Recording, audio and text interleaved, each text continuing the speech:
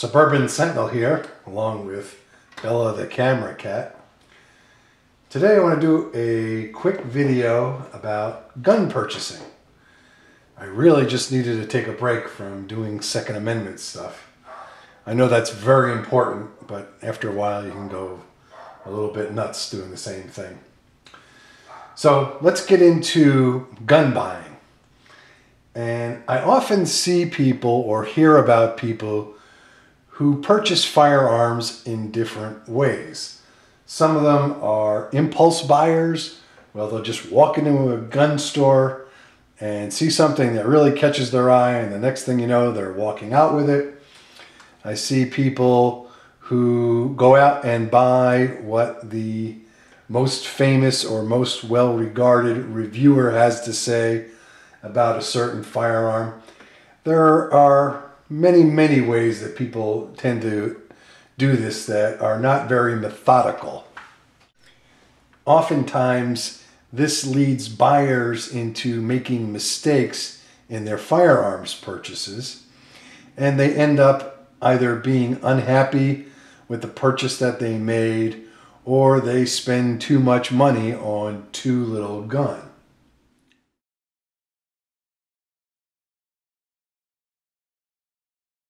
Before getting into the how-to portion of buying a gun, I'd like to take a step back and examine the psychology of human beings when we make purchases.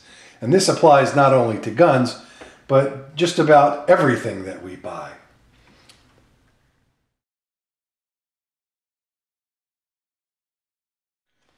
One of the primary issues that deserves examination is our varying motivations to buy things. These motivations can generally be segregated into two categories: needs and wants. And let's take a look at each of those in turn.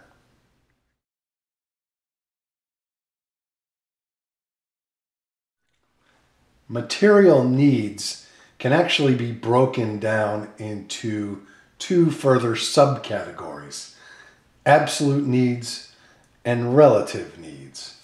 Now, absolute needs are things we require for our very survival. Food would be a good example of an absolute need.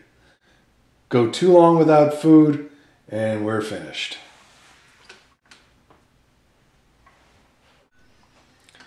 These may be another good example of an absolute need. According to the doctor, stop taking these pills and there you have it. So, two very simple examples of absolute needs.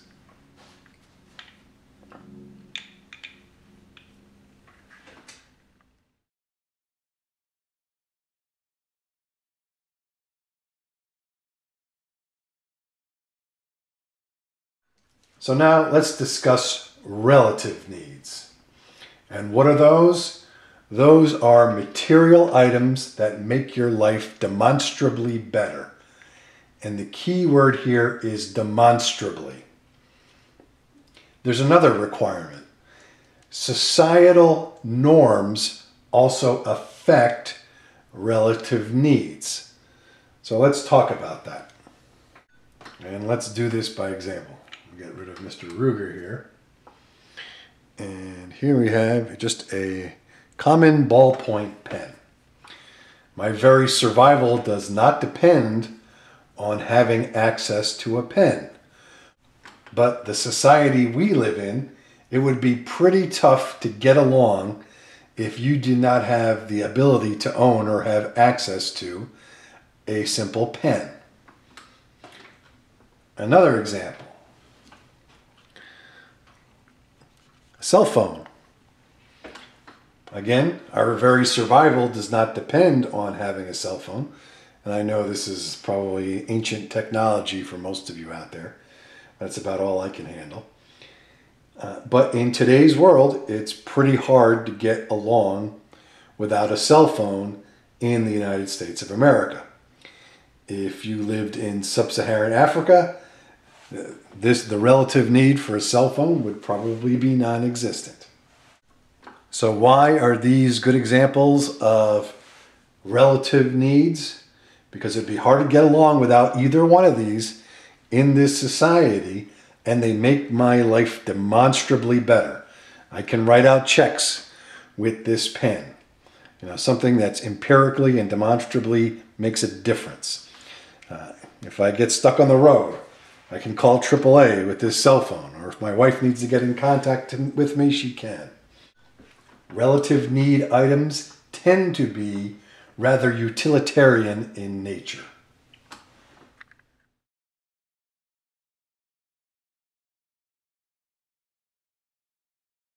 So now that we've discussed the two types of needs, both absolute and relative, let's turn the examination over to wants, or desires.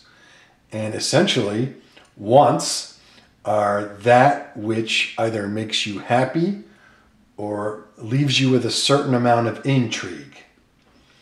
Now, taking the ballpoint pen and the cell phone on the table here, these are very common items. I know the cell phone's kind of outdated. However, if we went back in time 150 years, this would be surely an item of intrigue. And even 25 years ago, a cell phone this small would be a very unique item. But in this day and age, these are not good examples of a want. So let's turn to something that is, and I need to move the camera here. Okay, I moved the camera so that it's facing the wall of my office. And on the screen here, I hope this shows up on camera okay, is one of my most prized possessions.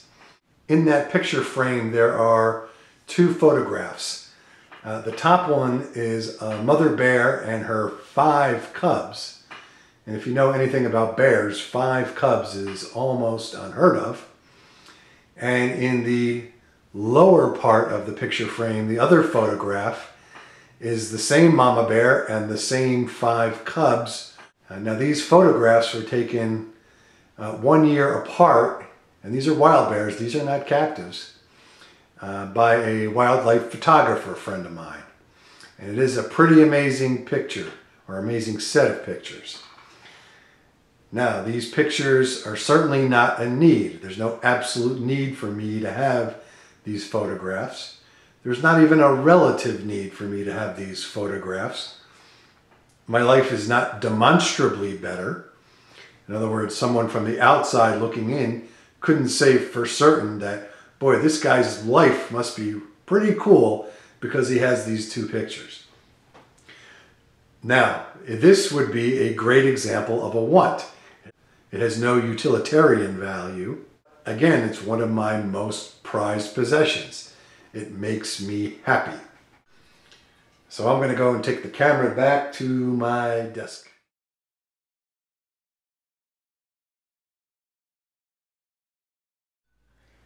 Not everything we buy falls neatly into one of these 3 categories: absolute need, relative need, or want. Many of the things we buy are a combination of needs and wants. Take, for example, the automobile. If you live in the United States, chances are you need a car. Not everybody does, certainly, but for most people, a car is a need. Not an absolute need, but a relative need. But do all cars essentially look the same and have the same features? Of course not. That's because cars also have a high degree of wants built into the market. You may need a car to commute to and from your job and essentially just get you from A to B and back. But we also want cars with 500 horsepower and all-wheel drive and 14 cup holders and sunroofs and all kinds of crazy stuff like that.